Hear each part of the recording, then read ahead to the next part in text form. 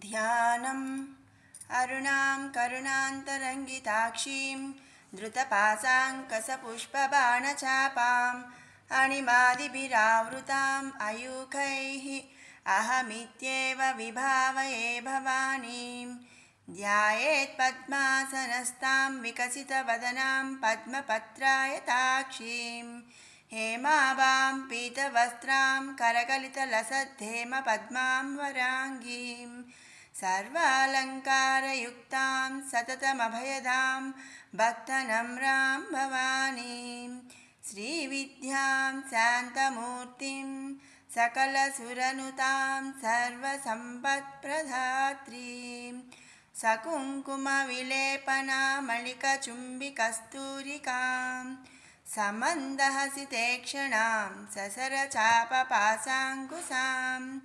अशेषजनमोहिनीमरुणमाल्यभूषाम्बुरां जपाकुसुमभासुरां जपविदौ स्मरेदम्बिकाम्. 37వ శ్లోకం.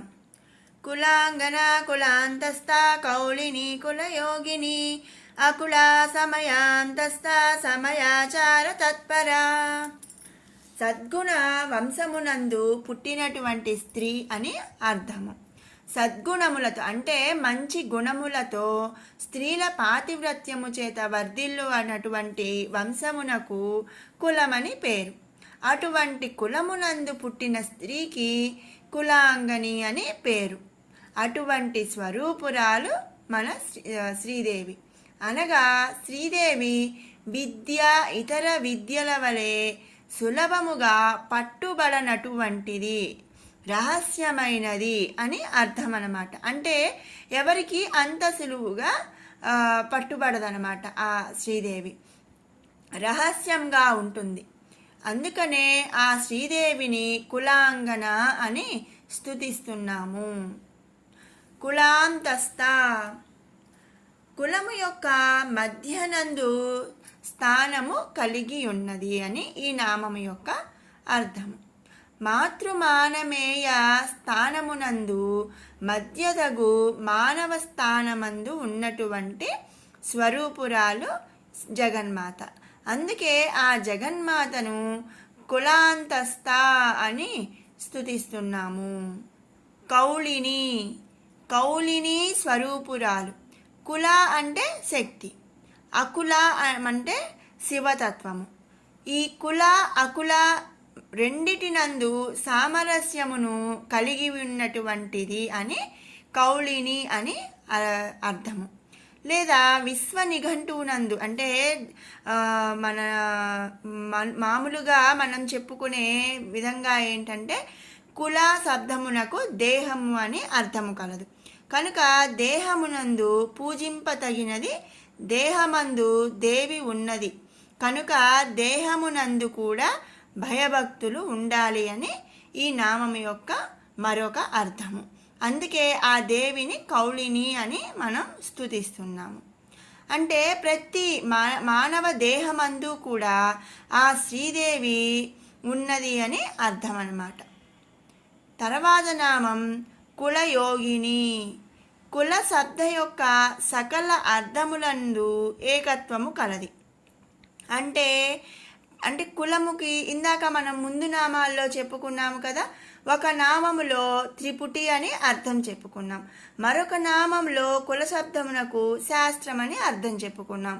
అలాగే ఇంకొక నామంలో సద్గుణ వంశము అని, ఒక నామములో మధ్యనందు స్థానమని, ఇలా మనం ప్రతి నామములో కూడా కుల అనే శబ్దమునకు వేరు వేరు అర్థములను మనం చెప్పుకున్నాం. ఇలా ఉన్న ప్రతి అంటే సకల అర్థములనందు ఏకత్వము కలది అని ఈ నామము యొక్క అర్థం. అన్ని అర్థములతోనూ దేవికి సంబంధం కలదు. లేదా కుల శబ్దముల యొక్క అన్ని అర్థములతోనూ ఒప్పినది అని కూడా మనం చెప్పుకోవచ్చు అన్నమాట. అందుకే ఆ శ్రీదేవిని కులయోగిని అని మనం స్తుతిస్తున్నాము. తర్వాత నామం అకుల. అకుల అంటే కులరహితురాలు. ఆ కుల అంటే కులము లేనిది. అకుల అంటే ఇక్కడ 2-3 అర్థాలు ఉన్నాయండి. అందులో మొదటిది ఏంటంటే పరమాత్మ స్వరూపము నిర్వికార స్వరూపము, అంటే పరమాత్మకు ఎలాంటి ఆకారము అనేది లేదు. అలాగే ధర్మ కర్మ గుణ రహితురాలు మన శ్రీదేవి కనుక ముందు నామములందు చెప్పబడినటువంటి కుల శబ్ద అర్థములన్నింటికి శ్రీదేవి అతీతురాలు. మరొక అర్థం ఏంటంటే మనం కౌలిని అనే నామంలో చెప్పుకున్నాము కదా, అకుల అంటే శివతత్వము. అకులా శబ్దమునకు శివుడు అనే అర్థము కలదు కనుక ఈ జగన్మాత శివస్వరూపురాలు.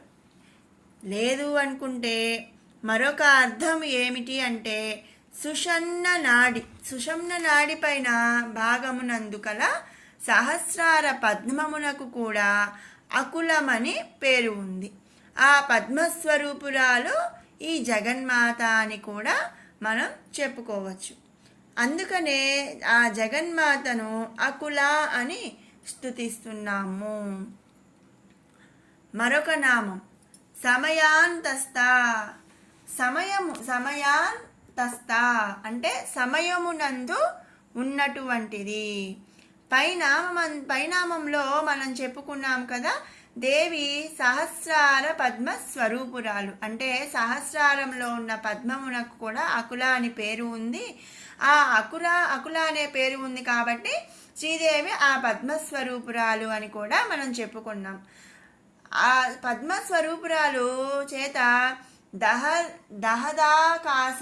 దహరాకాశము అంటే హృదయమునందు ఉన్నటువంటి శ్రీచక్రమును లేదా అక్కడ శ్రీచక్రము కలదన్న భావన చేత పూజాదులకు సమయమని పేరు.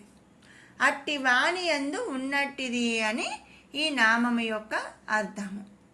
మరొకసారి చెప్తాను.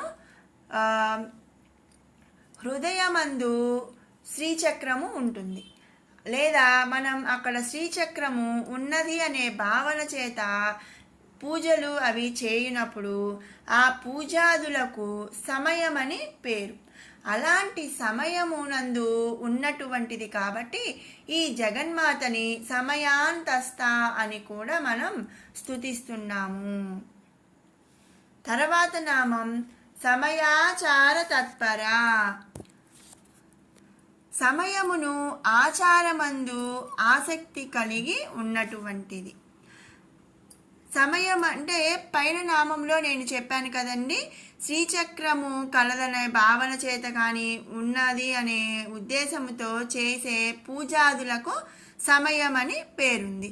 అలాంటి సమయమును ఆచారమునందు ఆసక్తి కలిగి అంటే ఇష్టం కలిగి ఉన్నట్టిది అని ఈ నామము యొక్క అర్థము. ఆచారము అంటే మనం ముందు నామాల్లో చెప్పుకున్నాము కదా, ధర్మాలని గురు శిష్యుల పరంపరలో ఆచారాలుగా చేశారు. దేవిని ఆరాధించుటకు సమయము ఆచారము అనగా సాధకుడు ధ్యానమునందు లేదా ఆరాధనందు దేవి యొక్క కరుణా కటాక్షములకై వేచి ఉండుటయే సమయాచారము అవును. ఇటువంటి ఆచారమును పాటించని వానికి దేవి యొక్క అనుగ్రహము కలగదు. అంటే ఏంటంటే కొంతమంది పూజలు చేస్తారు, లేదా కొంతమంది ఆచారము కాబట్టి పాటిస్తుంటారు.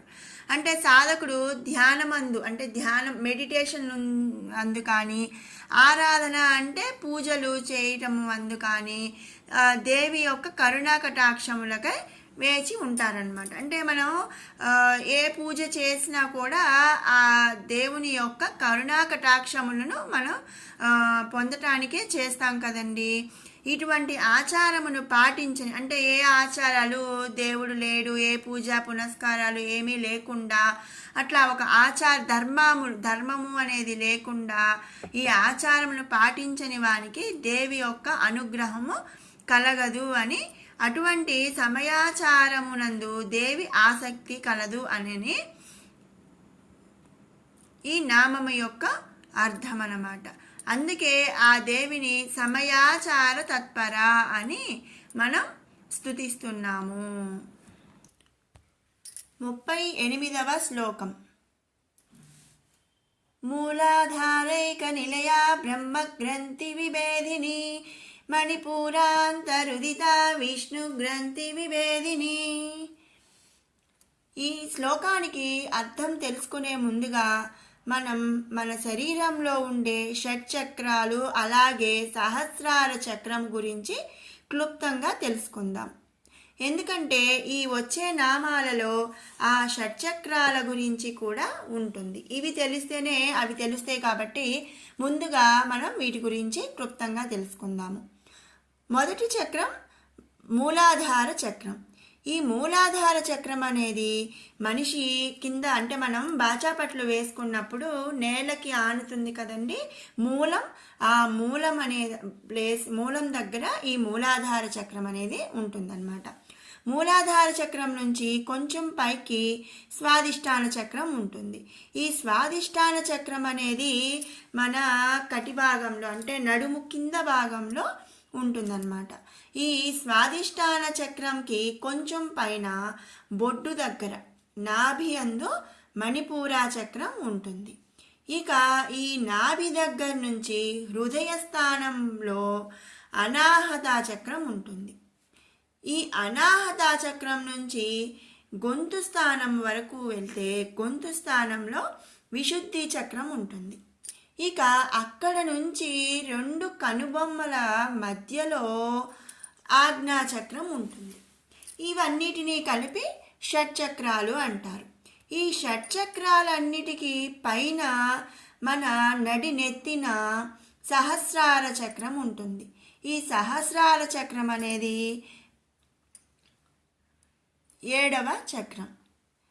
ఇక ఈ మొత్తాన్ని కలిపి కుండలిని చక్ర అని కూడా అంటాము. ఈ చక్రాలన్నిటి గురించి, అంటే ఇవి ఏ చక్రానికి ఎవరు అధిపతి, అలాగే దేనికి ఏమిటి అనేది అండ్ వాటి గురించి ప్రతిదీ కూడా నేను మరొక వీడియోలో మీకు వివరంగా అయితే షేర్ చేస్తాను. ఇప్పుడు మనం ఈ నామాలకు కావలసినట్లుగా ఈ చక్రాలన్నీ మనం తెలుసుకున్నాం కదా.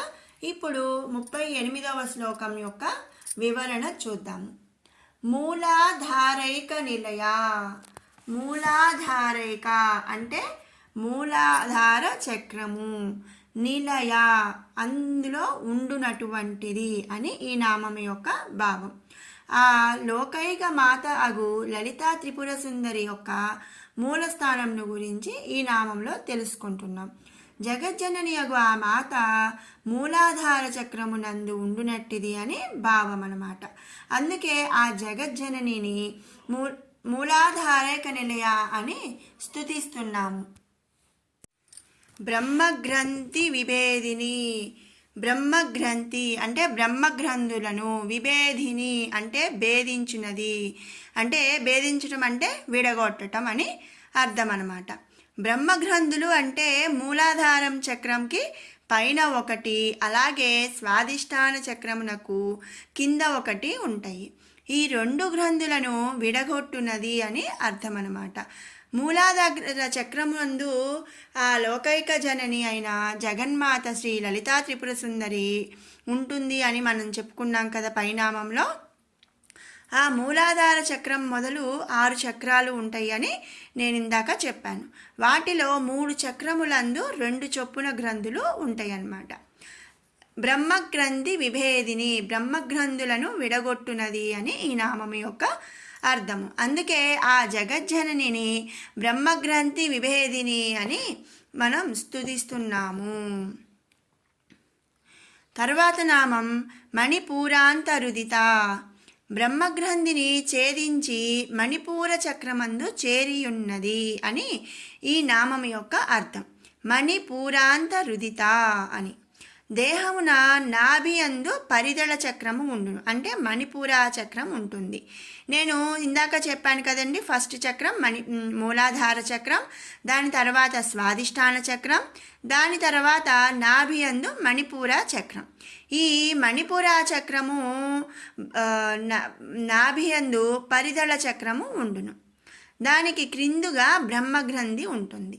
ఈ గ్రంథిని ఛేదించి మణిపూర చక్రమును చేరియున్నది అని ఈ నామము యొక్క అర్థము. అందుకే ఆ జగజ్జనని మణిపూరాంతరుదిత అని మనం స్తుతిస్తున్నాము. విష్ణుగ్రంథి విభేదిని, విష్ణుగ్రంథిని విభేదిని విడగొట్టునది అని అర్థం. మణిపూర చక్రమునకు కింద భాగమున బ్రహ్మగ్రంథి, పై భాగమున విష్ణుగ్రంథి ఉంటుంది. ఈ బ్రహ్మగ్రంథిని ఛేదించినట్లే లలితాదేవి విష్ణుగ్రంథిని కూడా ఛేదించును అన్నది ఈ నామం యొక్క భావం అన్నమాట. ఇందాక నామంలో చెప్పాం కదండి, బ్రహ్మగ్రంథి విభేదిని, బ్రహ్మగ్రంథులను విడగొట్టుకుంటూ స్వాదిష్టాన చక్రము ద్వారా మణిపూరాంత చక్రమును చేరినది. అలాగే విష్ణుగ్రంథిని కూడా విడగొట్టింది అని ఈ నామం యొక్క అర్థం అన్నమాట. అందుకే ఆ జగజ్జననిని విష్ణుగ్రంథి విభేదిని అని కూడా స్తుతిస్తున్నాము. 37, 38 శ్లోకాల వివరణ తెలుసుకున్నాం కదా.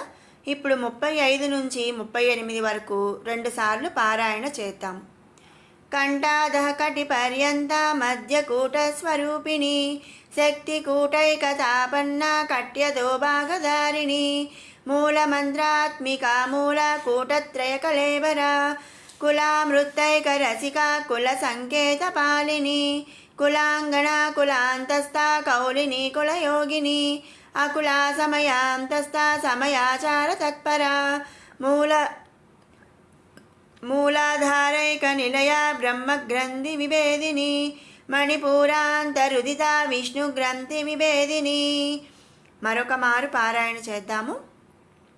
కంఠాధ కటి పర్యంత మధ్యకూట స్వరూపిణి శక్తికూటైకతాపన్న కట్యదో భాగధారిణి మూలమంత్రాత్మికా మూలకూటత్రయ కళేబర కులామృత్తైక రసికా కుల సంకేత పాలిని కులాంగన కులాంతస్థా కౌలిని కులయోగిని అకులా సమయాంతస్థా సమయాచార తత్పరా మూలాధారైక నిలయ బ్రహ్మగ్రంథి విభేదిని మణిపూరాంతరుదిత విష్ణుగ్రంథి విభేదిని.